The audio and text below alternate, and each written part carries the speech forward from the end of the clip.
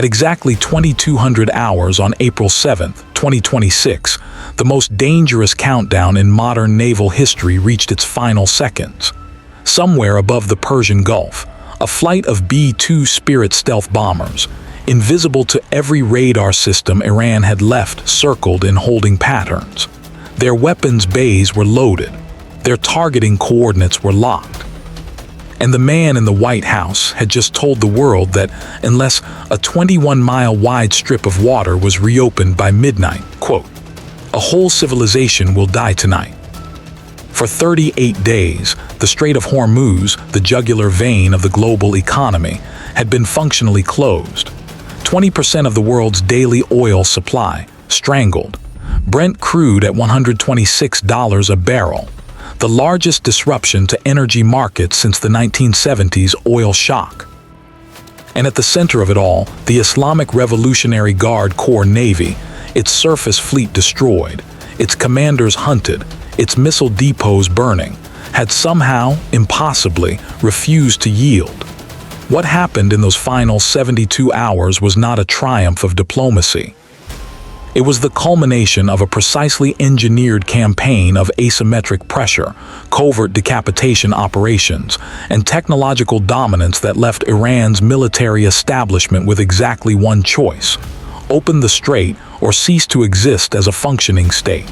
This is the story of how it ended, minute by minute, system by system, target by target. To understand why the final 72 hours were so dangerous, you first have to understand why the Strait of Hormuz was still closed at all. By April 5, 2026, the United States and Israel had destroyed more than 130 Iranian naval vessels. The IRGC's conventional surface fleet, frigates, corvettes, fast patrol craft, had been systematically eliminated. The Iranian Air Force was a smoking ruin. Every ballistic missile production facility in the country had been struck. Secretary of Defense Pete Hegseth stood at a Pentagon podium and stated that Iran's missile launch volume was down 90%. Their one-way attack drone capability, down 95%. And yet, the strait remained closed. The reason exposes one of the most important lessons in 21st century naval warfare. Air dominance does not equal maritime control. Iran had never intended to hold the Strait of Hormuz with a conventional navy.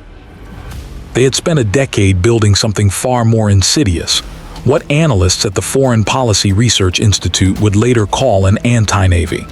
A system designed not to win a naval battle, but to make the economic cost of passage so catastrophically high that no ship owner, no insurance underwriter, no tanker captain on Earth would risk the transit. The architecture of this system had four components. First, sea mines. Influence mines bottom-sitting, pressure-activated, virtually impossible to detect with standard minesweeping equipment, had been seeded into the approaches to the strait. Iran possessed Russian-supplied MDM-6 and homegrown SADAF mines that could discriminate between vessel types, detonating selectively beneath large draft oil tankers while allowing smaller craft to pass. Joint Chiefs Chairman General Dan Kane admitted publicly on April 6 that his forces had specifically prioritized targeting Iranian mine-laying vessels, but acknowledged that in a permissive environment after the 1991 Gulf War, it had taken 40 ships and 4 months to clear Iraqi minefields with charts in hand. Iran had no charts to give. Second, shore-based anti-ship cruise missiles. Along 1,000 miles of Persian Gulf coastline, Iran had distributed mobile launchers carrying Noor, Qader, and College Far's anti-ship missiles, the latter specifically engineered to kill large oil tankers. These launchers operated from mountain valleys and dispersed underground storage sites, what Iran called its missile cities, that could absorb direct airstrikes, relocate within minutes, and re-emerge. Even with full satellite ISR coverage, locating and killing all of them before a single transit would have required a sustained air campaign against every dirt road and mountain pass on the Iranian coast. The physics of ground clutter made it nearly impossible. Third, unmanned surface vessels and Shahd-type loitering munitions. From deeper inland, Iran was launching one-way drone swarms against anything that moved in the strait. A single successful drone strike on a $100 million VLCC, very large crude carrier, was enough to convince every other tanker operator in the world that no insurance payout was worth the risk. On March 30th, 2026, two projectiles splashed just 22 nautical miles from Ras Tanura. On March 31st, the Kuwaiti VLCC Al Salmi was struck at anchor in Dubai, causing a fire that burned for 6 hours. The message was not military. It was economic. It was insurance. It was terror. Fourth, and most critically, geography itself. The Strait of Hormuz is 21 miles wide at its narrowest point. Its two unidirectional shipping lanes, inbound and outbound, are just 2 miles wide each. At that distance, even degraded Iranian systems could saturate the threat envelope faster than any convoy escort could neutralize them. And every tanker that tried and was hit became the advertisement that kept the others in port. By April 5th, 80 to 90% of normal shipping traffic had stopped. The Persian Gulf was filling up like a bathtub, with nowhere to empty. Iraq had already cut production by 1.5 million barrels per day. Saudi Arabia was approaching maximum storage capacity. J.P. Morgan's commodity research chief Natasha Caneva issued a warning that if production cuts were forced, Brent crude could spike to $120, a figure that would tip the global economy into recession inside of 60 days. The clock was no longer ticking in hours. It was ticking in percentage points of global GDP. At 3:17 hours on April 7th, 2026, less than 20 hours before Trump's ultimatum expired, an Israeli precision airstrike eliminated Major General Majid Kademi, the IRGC's most senior intelligence operative. Israeli Defense Minister Israel Katz confirmed the strike within hours, identifying Kademi as directly responsible for the deaths of Israeli civilians and describing him as one of the 3 most senior figures in the IRGC's entire command apparatus. He had spent decades running Iran's most sensitive intelligence and security operations. He was gone in a single targeting solution. The strike was not random. It was the latest link in a systematic decapitation chain that had been running since the war began on February 28th, when Operation Epic Fury destroyed both Iran's nuclear facilities and assassinated Supreme Leader Ali Khamenei. In the weeks that followed, Israel's targeting directorate had worked through the IRGC's leadership, the way a surgeon removes a tumor layer by layer, nerve by nerve. On March 26th, Israeli Defense Minister Katz announced the elimination of Admiral Al-Hirza Tangsiri, the IRGC Navy commander personally overseeing the Strait of Hormuz blockade, who had declared the water off-limits to any vessel going to or from ports of the U.S., Israel, or their allies. He was described as the architect of the insurance blockade strategy, the man who had turned a 21-mile channel into the world's most dangerous chokepoint. With him gone, the operational planning cell of the Strait campaign had been degraded, but not stopped. On April 7th, the same day Kademi was killed, the Israeli Air Force announced it had eliminated Asghar Bagheri, commander of the IRGC Quds Force's Special Operations Unit since 2019. Bagheri had been the principal liaison between the IRGC and Hezbollah's military wing, the backbone of Iran's proxy deterrence system across the region. Tehran refused to confirm or deny the strike, which in itself confirmed everything. Simultaneously, a second layer of pressure was being applied at the strategic level. Secretary Hegseth, speaking from the Pentagon, laid out the devastating arithmetic of what U.S. and Israeli strikes had accomplished since February 28th. Over 15,000 Iranian military targets struck. Every ballistic missile production facility functionally destroyed. Every component manufacturer capable of producing the missiles and drones that threatened the Strait hit. Iran's entire missile industrial complex had been functionally defeated in 38 days of sustained precision bombardment. The new Iranian supreme leader, Mujtaba Khamenei, elevated after his father Ali Khamenei's assassination, issued a defiant statement that the IRGC's unbroken ranks would not be deterred by the killing of commanders.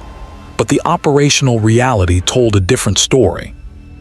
With Tangsiri dead, Kademi eliminated, and Bagheri removed, the three senior officers who understood the full architecture of the Hormuz blockade were gone. What remained was a degraded command structure issuing orders into a void of destroyed communications infrastructure, and an ultimatum that expired at midnight. 96 hours before the ceasefire, on April 5, 2026, President Trump had made his position unmistakably clear in a post on Truth Social that echoed through every embassy, every military headquarters, every tanker broker's office from Rotterdam to Singapore. The language was not diplomatic. It was kinetic. We will conclude our lovely stay in Iran by blowing up and completely obliterating all of their electric generating plants, oil wells in Karg Island, and possibly all desalination plants, which we have purposefully not yet touched. The explicit bracketing of desalination plants, the infrastructure that provides drinking water to millions of Iranians, raised immediate alarm in the international legal community and triggered an emergency session of the UN Security Council.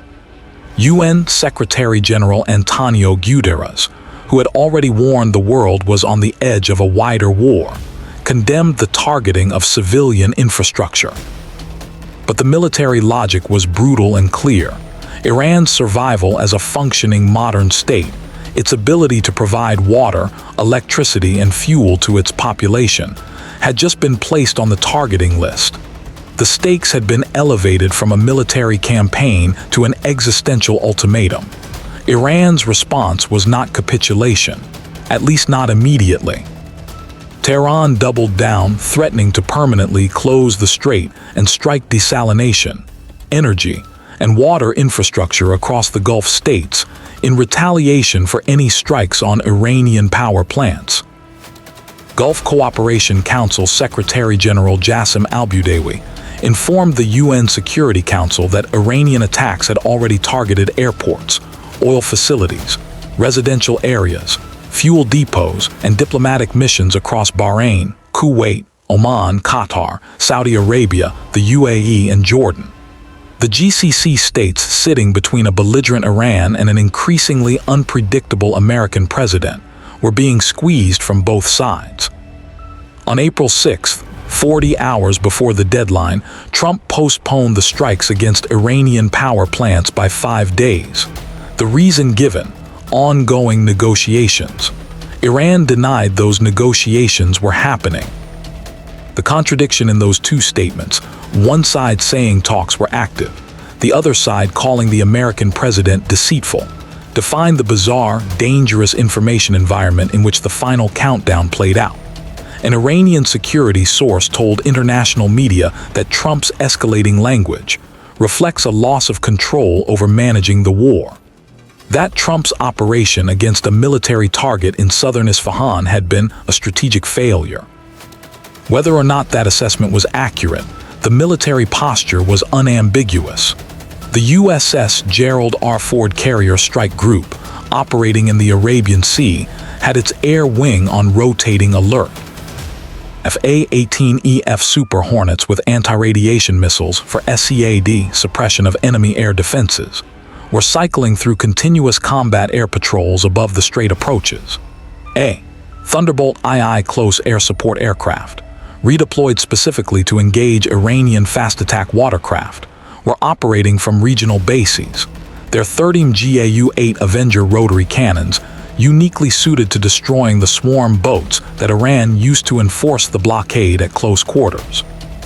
Boeing AH-64 Apache gunships had been positioned to neutralize one-way attack drone threats at low altitude, where conventional air defense systems have difficulty engaging. Beneath the surface, the USS Connecticut, a Seawolf-class submarine, and at least 2 additional Virginia-class fast attack boats were conducting barrier patrols in the Gulf of Oman approaches, tracking the movement of Iran's remaining Kilo-class submarines and the midget submarine force that had not yet been accounted for by CENTCOM targeting. The underwater dimension of the Strait campaign remained the most uncertain and most dangerous. Iran's Kilo submarines, diesel-electric, acoustically stealthy, capable of operating in the shallow littoral waters of the Persian Gulf, where active sonar performance is degraded by thermoclines and salinity gradients, could still execute anti-ship torpedo attacks or deploy mines from their torpedo tubes in the dark of the Strait's inbound lane. Finding them before they fired was not a guarantee. It was a probability.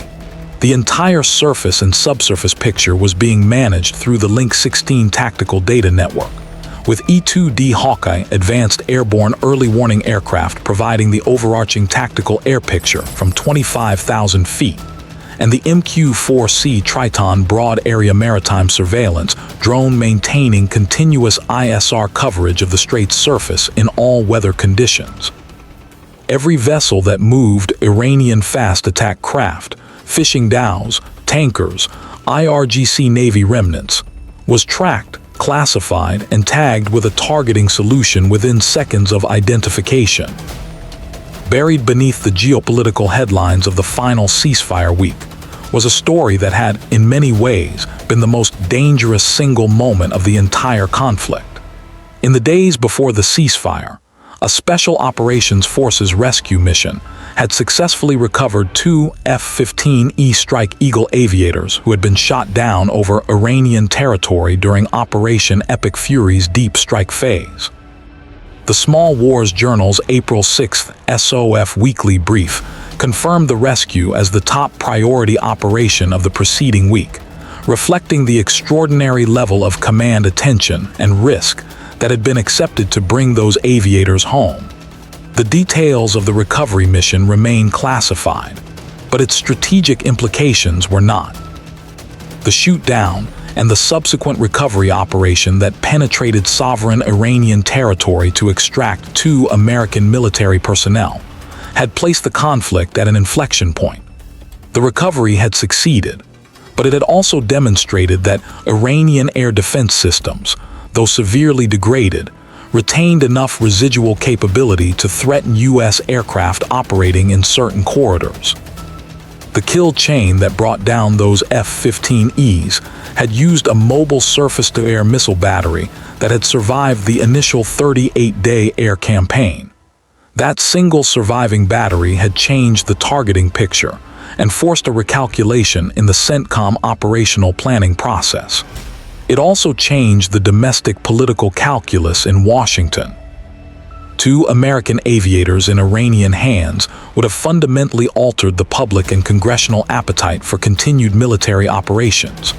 2 American aviators safely recovered, at extraordinary personal risk, by special forces operators who are never identified and never celebrated in public, meant the administration retained its operational freedom of action going into the final 72-hour countdown. The rescue was not a footnote. It was load-bearing. At approximately 2200 hours on April 7, 2026, 2 hours before Trump's stated deadline, the signals began arriving. Pakistan Prime Minister Shehbaz Sharif, who had been quietly serving as a back-channel intermediary between Washington and Tehran, announced that both parties have displayed remarkable wisdom. He invited delegations from both countries to Islamabad on April 10th. The invitation was not spontaneous. It was the confirmation that a deal had already been reached. Minutes later, Iran's Supreme National Security Council released its statement. It claimed victory. It listed 10 demands it said had been met. Controlled passage through the Strait of Hormuz, coordinated with Iran's armed forces. A new protocol establishing Iran's role in transit management. The framework of American withdrawal from regional bases. The language was designed for domestic consumption, for the Iranian street, for the IRGC hardliners who had watched their commanders killed one by one, for the population that had lost 32,000 people in the crackdown protests of January and tens of thousands more in the weeks of US and Israeli bombardment. But the operational reality, the military reality, told a completely different story. Iran's navy had been destroyed. Its missile production capacity had been crippled. Its top 3 commanders responsible for the Hormuz blockade were dead. Its air force was grounded. Its power grid was one command authorization away from going dark.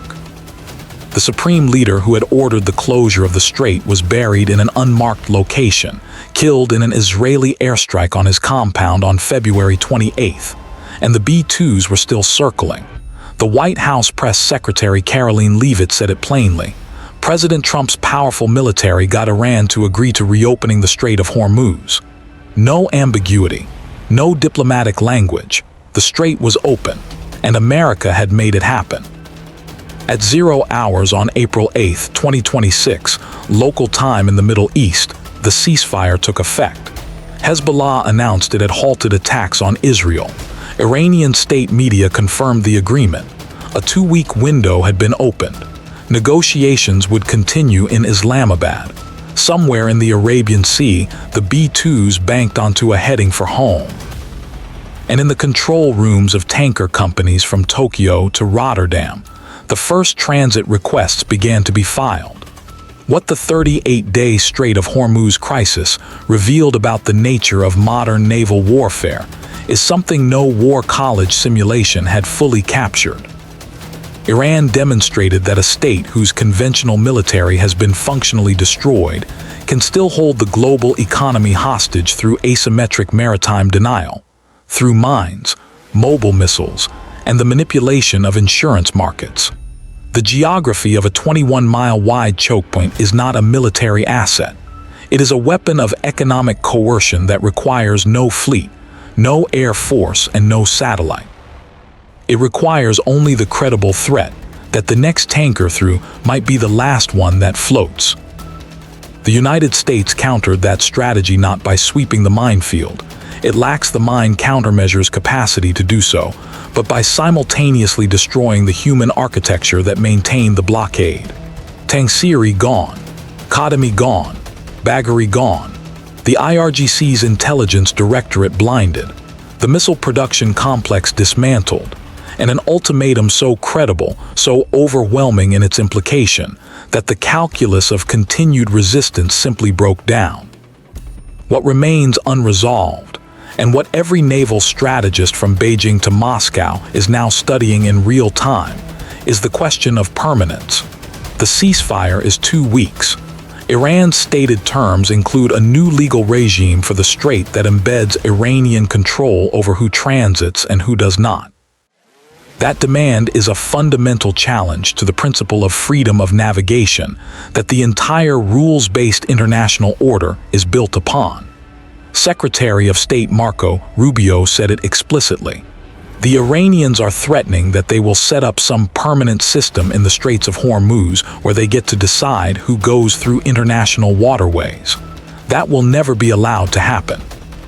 Whether that promise holds, whether the 2 weeks in Islamabad produce a durable agreement or simply a pause before the next escalation, depends on variables that no targeting solution can resolve. It depends on the internal power struggle inside a post-Khamenei Iran. It depends on whether the new leadership class that is talking to us in ways previous people have not, as Rubio described, can survive its own military hardliners. It depends on whether 22 nations who signed a statement of support for freedom of navigation actually contribute naval assets to enforce it, or whether the United States once again stands alone in a war it did not ask for. The Strait of Hormuz is open tonight. 20% of the world's oil is flowing again. The price of Brent crude is falling, and somewhere beneath the surface of the Gulf of Oman, an American fast-attack submarine is still on station, watching, waiting, pinging, because in this part of the world in this century, peace is not a destination. It is a holding pattern maintained by the sustained, visible, undeniable capability to resume what was just paused. The lesson for every adversary watching this conflict from Beijing to Pyongyang is the same one that echoes from every major confrontation of the last century. Never mistake American patience for American weakness. Because the moment that patience expires, the response is not proportional. It is final.